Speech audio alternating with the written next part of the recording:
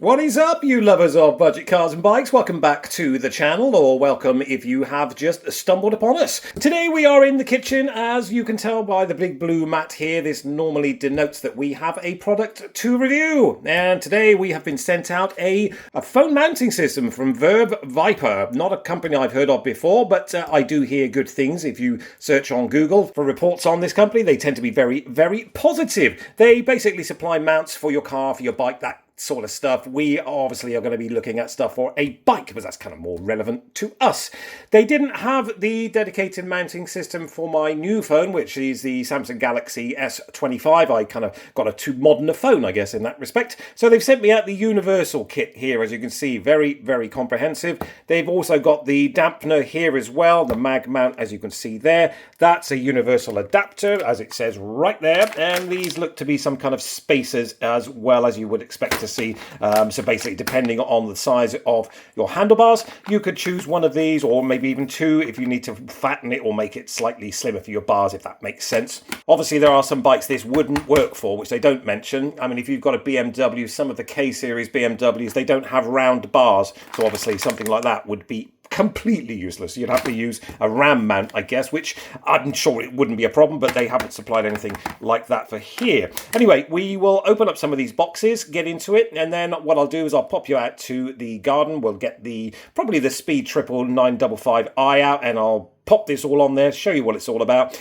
This will be, of course, a direct comparison to the Quadlock mount system, I'm assuming, although unless I'm completely mistaken, I think this is actually quite expensive, so it better be good, isn't it? Anyway, let's get it unboxed and we'll see what we got. Okay, well, we've partially unboxed it. What I wanted to show you was my slight confusion, because if you look at this as it comes, that's the box there. You think, well, how do I open that? Do I just rip this out? How am I going to do that? You basically slide it. You just pull this tab here and it opens it all up, which means you can reuse it, as in you can put it away nice and safely. As you can see, also all made with recycled cardboard. I think that's a really, really nice touch from Verve Viper.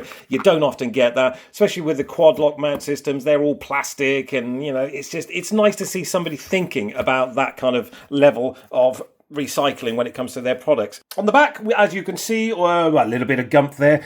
It talks about the extra strong magnetic N54, whatever that might mean, premium CNC aluminium, multi-angle support, and faster unconscious lock and unlock. Unconscious, okay, that's an interesting use of words there.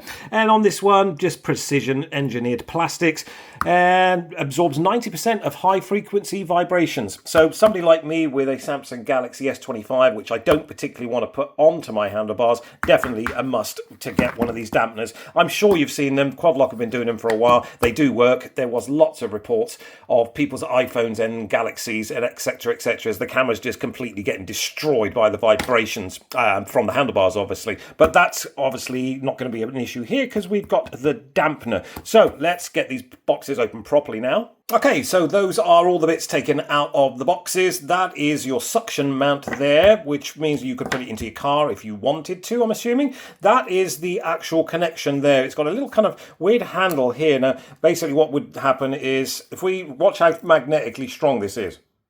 Wow, that's really good. And then obviously you would just click that over and that will pop that straight back off again, like so. And so that's that. I've just put that screw in for a couple of seconds, guys, just to show you where it goes effectively. It's got a little washer there. This is very obviously the part that goes on to your handlebars. You would either use one of these kind of spacers at the top here, depending, as I said, on your handlebar size. You could even use this on a push bike, I'm assuming. There looks to be a ram mount there as well, which I don't particularly like ram mounts. I prefer them on this kind of thing here. So we'll get this little bit here set up for a phone a second. Okay, so we finally managed to work it out. It's a little bit complicated. I'm hoping this will help you in some kind of way.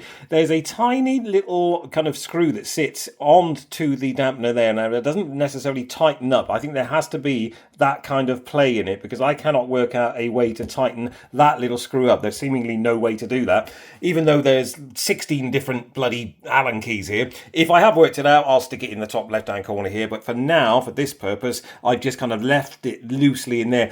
I'm kind of assuming that's because it needs some kind of play, because if it was too stiff, the dampening effect wouldn't be as good, will it? Obviously, my engineering background that I don't have obviously kicks in there. I'm thinking if it kind of goes like that. My only concern is if it goes like that too much, obviously it's going to start shaking around everywhere. I mean, you can probably tighten it up. I probably stuck it over here or underneath here somewhere already, my cock up. But that is as it will look on your handlebars, like so. This magnetic part here, this is where you basically stick it to your phone. This is the universal aspect of it. You would pop that onto the case for your phone effectively, and then it just stays there. It's 3M tapes. Well, I think it's a derivative, or no, it's actually proper 3M tape as well, so that's good to know. You stick that onto the back of your phone case, and then effectively you pop that onto there, and that is what you would see, the phone sticking out at you. And when you want to take it off, you move this little lever like so, and it pops off. Quick release effectively, which is nice to see. So that is effectively what it looks like kind of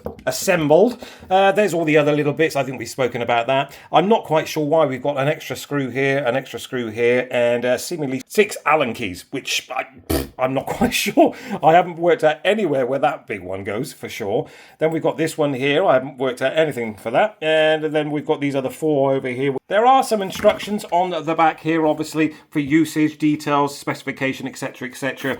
So that kind of clears up a few things if you need to look at those. But effectively, that is it all assembled. We'll pop it out onto the bike and I'll show you it in the real world, as it were. So effectively, guys, that is the arm connected to the handlebars of the bike, as you can see there with the little logo.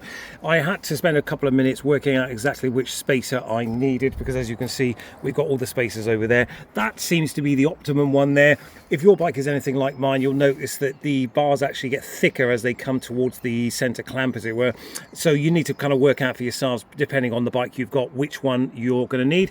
We've got that one. Couldn't tell you what dimensions that is, but that seems to work quite well for us. And obviously you clamp it around like so, and then do up the little Allen bolt, and then angle this exactly where you want it. I will cut back in once we've got the little pad in, and let you see how that looks. So that is the Verve Viper actually connected to the bike, as you can see there on its arm, with the steering damper. Going back to what I said just now inside as well, that does have a bolt, a little screw that does fit in there, and that is now solid.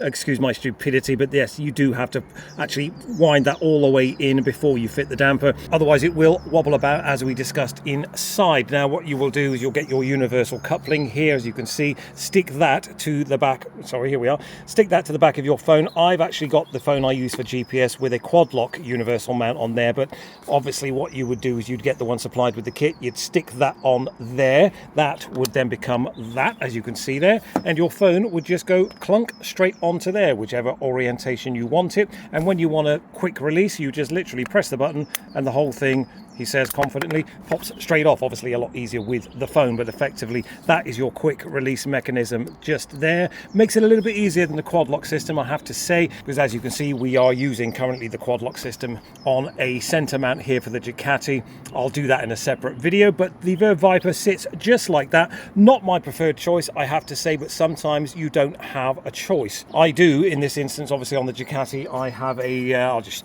quickly show you, that fits there basically with a little bit of clamps, and that gives me the central orientation, which I prefer. But if you don't have that option and you want a very, very good quality handlebar mount for your phone to use GPS and Bluetooth functionality, that kind of stuff, the Verve Viper is an amazing bit of kit, I have to say. I've used a few of these in the past. Nothing has been as good a quality as this appears to be. I would highly recommend it. So if you're in the market for one, the link will be in the description.